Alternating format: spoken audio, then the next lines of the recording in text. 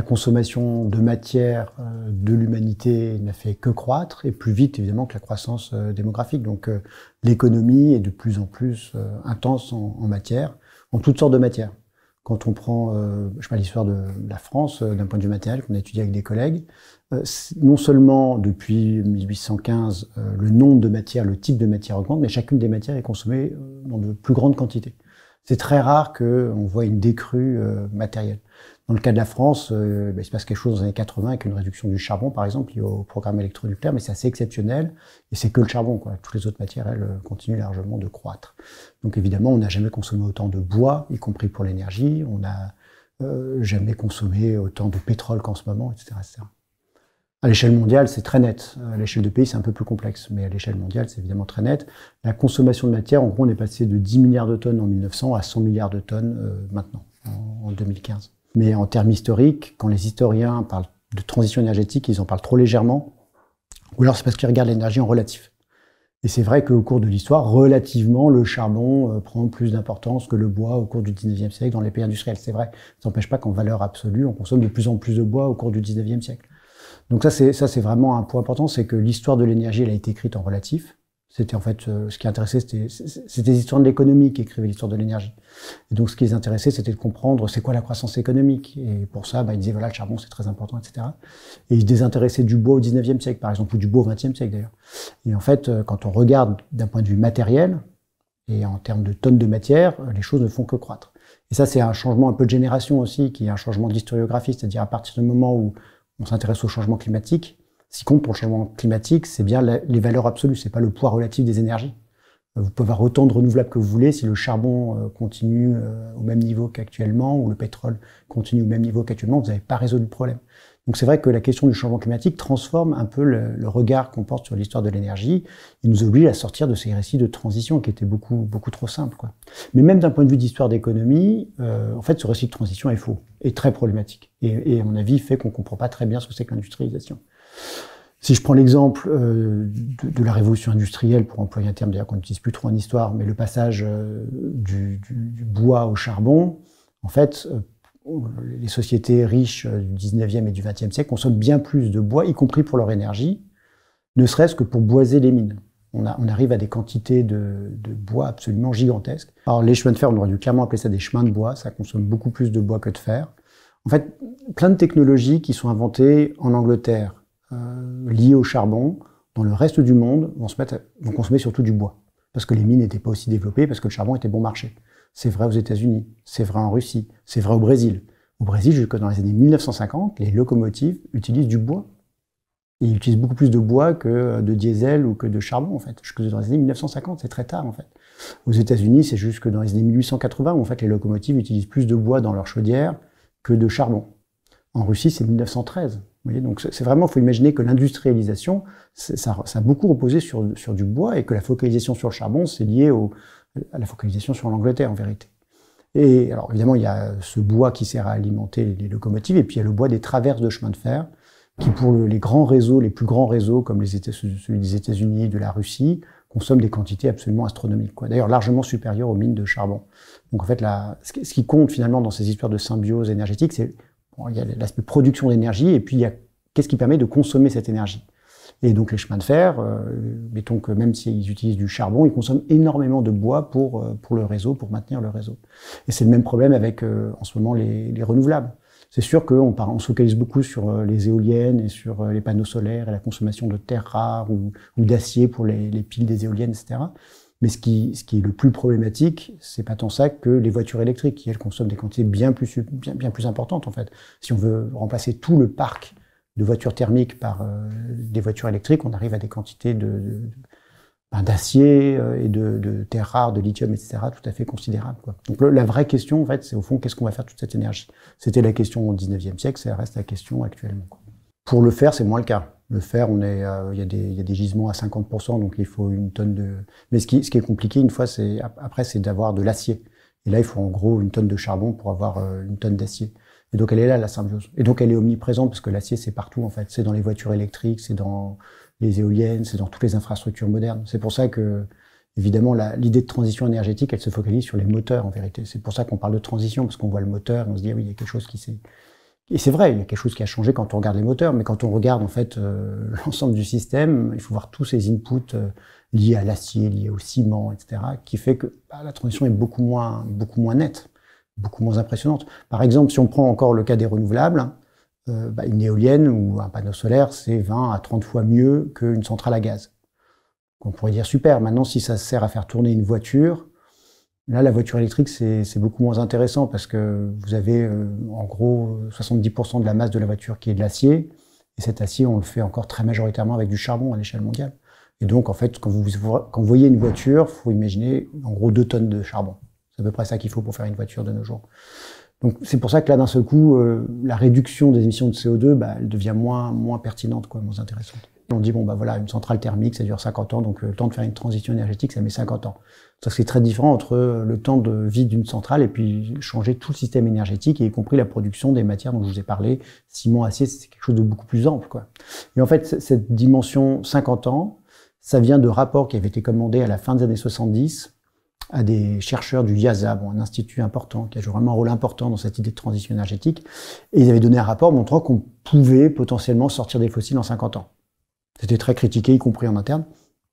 Et donc cette idée, il faut 50 ans pour faire une transition énergétique, ça s'est répandu un peu comme une traînée de poudre, sans être suffisamment discuté.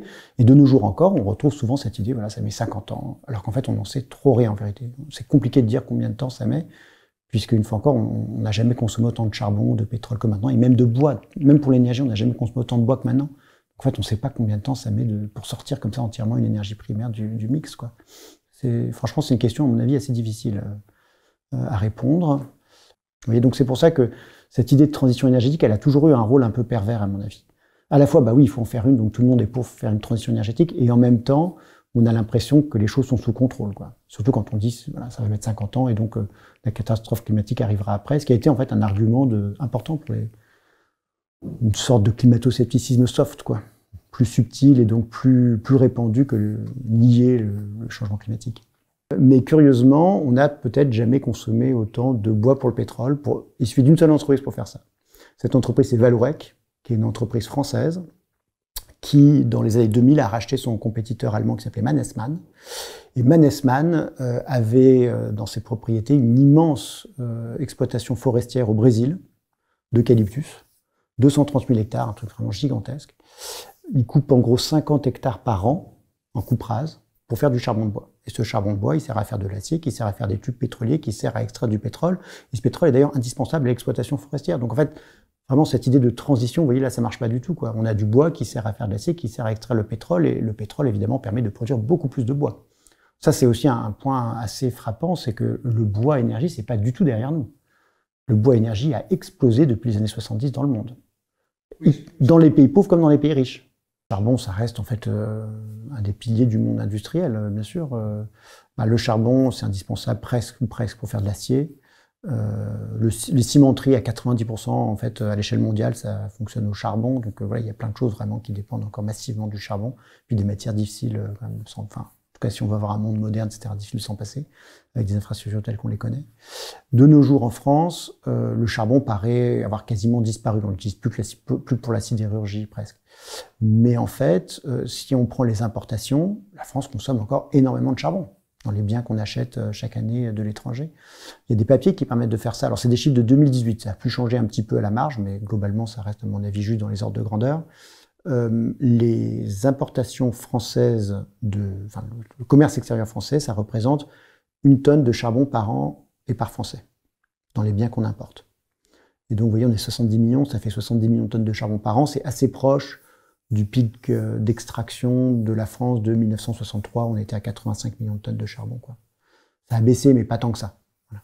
Donc c'est pour ça qu'en fait les émissions CO2 de la France, si vous prenez l'empreinte nationale, c'est plutôt pas mal, ça a pas mal baissé depuis les années 80-90, en grande partie grâce au nucléaire. Si vous prenez l'empreinte complète, en prenant en compte le commerce extérieur, c'est beaucoup moins satisfaisant, on reste à 10-11 tonnes par Français par habitant, quoi. La question du changement climatique change un peu les horizons temporels. On aurait toute l'éternité devant nous, que oui, à terme, il faudrait se poser quand même la question de la fin du charbon. Le problème, c'est que ce que les climatologues nous disent, c'est qu'on a 30 ans devant nous, et que, en fait, pour pas dépasser les fameux 2 degrés en 2100, il faut laisser 80% du charbon et du pétrole, enfin non, tout le charbon. En gros, 80% des fossiles doivent rester sous terre, quoi. Et c'est pas des fossiles extraordinaires, c'est des fossiles qu'on pensait exploiter, quoi, à des coûts économiquement acceptables vu le prix en ce moment du pétrole, du charbon, etc. Donc c'est pour ça que la question du pic, elle est intéressante, mais elle est beaucoup plus lointaine. Donc c'est pour ça que effectivement, imaginez que c'est l'épuisement qui va permettre de résoudre notre problème climatique. Finalement, les fossiles vont se renchérir et donc les renouvelables vont devenir compétitives et la transition va se faire. Malheureusement, non, ça va pas se passer comme ça, quoi. La voiture individuelle, je pense que c'est un exemple sur lequel j'ai un peu travaillé. On voit que c'était très mal vu par une bonne partie de la population et il n'y avait pas de nécessité fondamentale à équiper chaque foyer américain d'une voiture individuelle. C'est-à-dire il y avait des systèmes de transport qui marchaient bien. Il y avait le tramway, par exemple, en ville, qui marchait très très bien aux États-Unis dans les années 1900-1910. En 1905, il y a 5 milliards de voyages qui sont faits aux États-Unis en tramway par an pour une population de 100 millions d'habitants. Donc ça veut dire que c'est vraiment un truc qui est massivement employé. Et pour autant, le gouvernement a favorisé à tout prix la voiture individuelle et la suburbanisation. Les deux vont évidemment vont de pair, hein, ça va ensemble.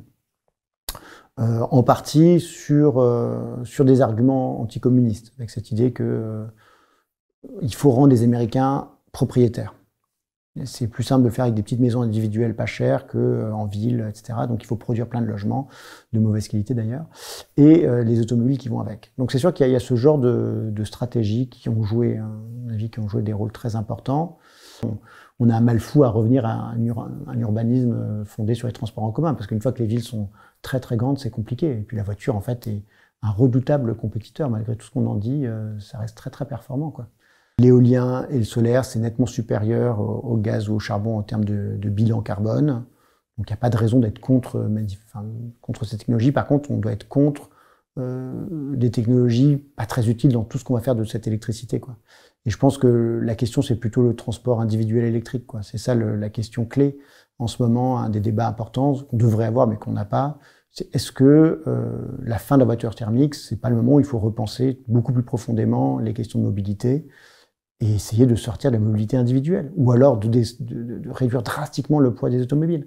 Parce qu'une fois encore, une voiture, qu'elle soit électrique ou pas, 70% de sa masse, c'est de l'acier. Et cet acier, on ne saura pas le décarboner à l'horizon 2030-2040. Là-dessus, les choses sont assez claires. Donc en fait, si vous gardez le système équivalent, vous n'avez pas tant changé que ça les émissions de CO2. Vous améliorez un peu, mais ça ne change pas drastiquement les émissions de CO2. Si vous remplacez simplement 1,7 milliard de voitures à essence par 1,7 milliard de voitures électriques, bah, vous décalez de quelques années la trajectoire climatique, mais ça, c'est pas fondamental, quoi. On n'a pas vraiment drastiquement changé la chose. Là, en ce moment, il y a énormément d'argent public qui va dans la subvention aux véhicules électriques. Donc en gros, le gouvernement français, avec de l'argent public, subventionne l'achat par des gens aisés, en vérité, de voitures électriques, certaines pouvant être des modèles luxueux de 2 tonnes, qui font 2 tonnes, quoi. Ça n'a aucun sens climatiquement, socialement, etc. Donc ça, ce genre de choses, il faudrait vraiment arrêter, quoi.